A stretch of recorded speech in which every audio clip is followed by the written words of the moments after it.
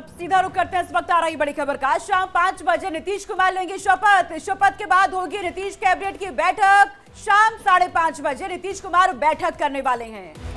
6:30 बजे जेपी नड्डा करेंगे press conference, यानी कि प्रेस कॉन्फ्रेंस एक तरीके से औपचारिकता है ये बताने की कि अब हम साथ आ चुके हैं, जिसकी बस औपचारिकता महज ही बची है। शपथ के बाद कैबिनेट की बैठक होगी और उसमें अब तय होगा कि आगे का रास्ता आखिरकार कैसे चलेगा, क्योंकि एनडीए यानी कि अपनी घर वापसी के साथ ही अब आगे कैसे बढ़ेंगे नीतीश, इसको लेकर चर्चा और उसी पर एक औपचारिक तरीके से प्रेस कॉन्फ्रेंस करके लोगों को ये बताने की कोशिश करेंगे जेपी नड्डा कि हम साथ हैं।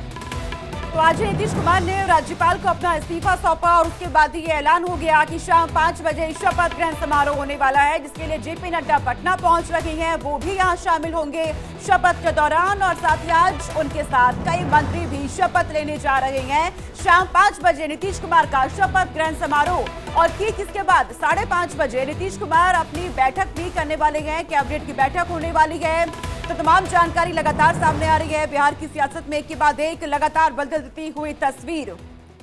बिहार की सियासत में आज का दिन सुपर संडे, आज बेहद इस तरीके का दिन जो हमेशा याद रखा जाएगा, जहां पर नीतीश कुमार ने आकर ये साफ कर दिया है कि हाँ नाराजगी थी और नाराजगी जो थी वो कहीं ना कहीं एनडीए अलायंस से ज्यादा थी, यानी कि आरजेडी से ज्यादा एनडीए अलायंस से नाराजगी ये उन्होंने स्पष्ट तौर पर जाहिर किया। जब वो थोड़ी देर के लिए मीडिया के सामने आए तब भी उन्होंने एनडीए अलायंस का ही वहां पर जिक्र किया कि बात नहीं बन रही थी, काम नहीं हो रहा था, इधर भी लोग नाराज थे, उधर भी लोग नाराज थे और उस वजह से उनको ये छोड़ना पड़ा है। आरजेडी के जिक्र करने से बचते हुए दिखे हैं नीतीश कुमार और अब जो है अब एक नया इतिहास फिर से लिखेंगे। इसी यानी कि जो अभी का उनका टेन्योर रहा है इसमें तीसरी बार शपथ ग्रहण लेंगे और उसकी जो समय है वो तय कर ली गई है। उस तय समय पर जब वो शपथ ग्रहण कर लेंगे उसके बाद एक औपचारिक प्रेस कॉन्फ्रेंस भी जेपी नड्डा की तरफ से किया जाएगा। जेपी नड्डा वहां पर पहुंचे हुए हैं और साथ ही 2 डिप्टी सीएम जो साथ में उनके होंगे। एक नई तस्वीर जो है वो बिहार सरकार की आज शाम 5 बजे के बाद आपको दिखाई देगी। और बिहार में नई सरकार पर अखिलेश का वार है। बीजेपी इतनी कमजोर नहीं थी, अखिलेश ने कहा है। बीजेपी ने विश्वासघात का कीर्तिमान बनाया। अखिलेश यादव भी अब हमलावर नजर आ रहे हैं। बिहार में नई सरकार का शपथ ग्रहण होने जा रहा है, जेडीयू और एनडीए का, लेकिन इसके बाद अखिलेश यादव का ये ट्वीट सामने आता है। अखिलेश यादव कह रहे हैं कि बीजेपी इतनी कमजोर नहीं थी, बीजेपी ने विश्वासघात का कीर्तिमान बना लिया है। कुछ ही समय बचा है, शपथ ग्रहण होने वाला है। नीतीश कुमार एक बार फिर से मुख्यमंत्री पद की शपथ लेने वाले हैं। और एक और बड़ी खबर सामने आ रही है। नीतीश कुमार पर असदुद्दीन ओवैसी का हमला, नीतीश ने बिहार की जनता को धोखा दिया है। ओवैसी ने कहा है नीतीश ने सारा रिकॉर्ड तोड़ दिया। हालांकि सोनिका आप देखिए ओवैसी लगातार उनसे नाराज अभी पहले भी नजर आ रहे थे। उन्होंने पिछली बार भी ये कहा था कि किससे निकाह करोगे, किससे वलीमा करोगे, कहां जाके बैठोगे, कहां पलटोगे। तो काफी ज्यादा हमलावर ओवैसी है। ये कौन सी खींच है उनकी, इलेक्शन की खींच थी जो पिछले दिनों रह गई थी वही उन्होंने मेंटेन किया है, या किस तरीके का ये उनका एक अलग टैश है उन्हें लेकर, ये देखने वाली बात होगी। नीतीश कुमार को, तेजस्वी यादव को और देश के वजीर आजम नरेंद्र मोदी को, तीनों को बिहार की जनता से माफी चाहनी चाहिए। और तीनों पार्टीज ने मिलकर बिहार की जनता को जो बातें की हैं और जो वादे किए थे और अपनी पॉलिटिकल आइडियोलॉजी की बात की थी, उन सब तीनों ने मिलकर बिहार की जनता को एक बहुत बड़ा धोखा दिया है। और यकीनन इसमें सबसे बड़ा रोल है नीतीश कुमार का। नीतीश कुमार कल तक हमको गाली देते थे कि ओवैसी बी टीम है। अब नीतीश कुमार को शर्म नहीं आती उसी जगह पर जाकर बैठने के लिए जहां पर हम पर इल्जाम लगाते थे।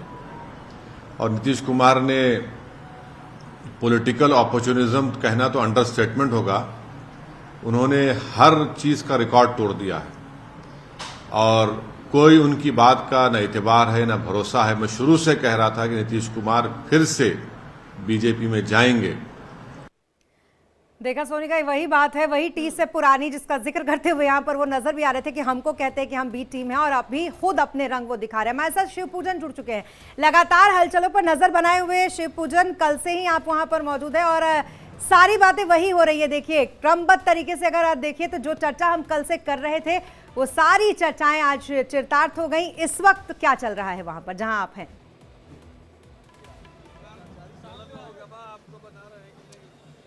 गहमा गहमी मैं आपको कैमरामैन से आग्रह करता हूं और पहले बर्ड्स आई व्यू आपको देते हैं। राजभवन के सामने की तस्वीर है। सामने एक अन्य मार्ग जहां पर अभी भी भाजपा के तमाम विधायक और नेतागण मौजूद हैं और ये तैयारियां पूरी हो चुकी हैं। राजभवन की बैरिकेडिंग प्रॉपर कर दी गई है। अब से थोड़ी देर में ही शपथ ग्रहण होगा। आखिर ऐसा क्यों हुआ, पहला सवाल नीरज जी आपसे ही कर लेते हैं। प्रवक्ता हैं आप भाजपा के, क्या मजबूरी थी भाई भाजपा की? कोई मजबूरी भाजपा की नहीं थी। घुटने क्यों टेके आप लोग? घुटने बिल्कुल नहीं टेके। देखिए भाजपा अपने दम पर जो वर्तमान एनडीए है, चौधरी आपके प्रदेश अध्यक्ष ने मुड़ेठा बांध रखा है कि तभी उतारेंगे जब नीतीश कुमार को कुर्सी से हटा लेंगे। मैं इसका ही उत्तर दे रहा हूँ। राजनीति में क्या होता है कि अभी हम लोग देश में 400 सीट एनडीए अपने दम पे जीतने की ताकत रखता है और बिहार में 40 सीट, लेकिन इसके अलावे वोट का बैटल होने से पहले एक परसेप्शन का बैटल होता है। अब नीतीश कुमार के इंडिया अलायंस अलग होने से इंडिया अलायंस की धुरी टूट गई। वो इंडिया अलायंस समाप्त हो गया। तो लगातार वहां बदल रहे हैं, हलचल तेज होगी क्योंकि बहुत कम वक्त बचा है जब शपथ लेने ग्रहण होने वाला है नीतीश कुमार का। नजर आप रखिएगा। फिलहाल बहुत शुक्रिया शिवपूजन। यहाँ से अब सीधे आपको लिए चलते हैं गोरखपुर, जहां सीएम योगी आदित्यनाथ पहुंचे हुए हैं। लैपटॉप वितरण कार्यक्रम में संबोधित कर रहे हैं। वे शिक्षा और डिग्री और सर्टिफिकेट देने के केंद्र मात्र बन के रह गए। उनको उससे बाहर निकलना पड़ेगा। और सौभाग्य से कोरोना कालखंड में प्रधानमंत्री मोदी जी ने आपके लिए एक राष्ट्रीय शिक्षा नीति दी। ये केवल आपको सर्टिफिकेट, डिप्लोमा, डिग्री देने का एक माध्यम नहीं बनेगी केंद्र, बल्कि अब यहां से निकला हुआ कोई भी छात्र या छात्रा जब यहां से निकलेगा तो वह आत्मनिर्भर बनकर के निकलेगा, स्वावलंबी बनकर के निकलेगा, प्रावलंबी नहीं, दूसरों पर निर्भरता नहीं, बल्कि जब वो निकलेगा तो आत्मविश्वास से भरपूर होगा। प्रधानमंत्री मोदी जी ने क्या कहा था आपको? आजादी के अमृत महोत्सव के मुख्य संबोधन को संबोधित करते हुए प्रधानमंत्री मोदी जी ने कुछ बातें कही। जब भी कोई संबोधन होता है, हमारे युवाओं को चाहिए कि कुछ महत्वपूर्ण मुद्दों को नोट करें और नोट करके फिर उसको देखें, अगले दिन न्यूज़पेपर में देखें क्या है, इसका मतलब क्या है, ढूंढें।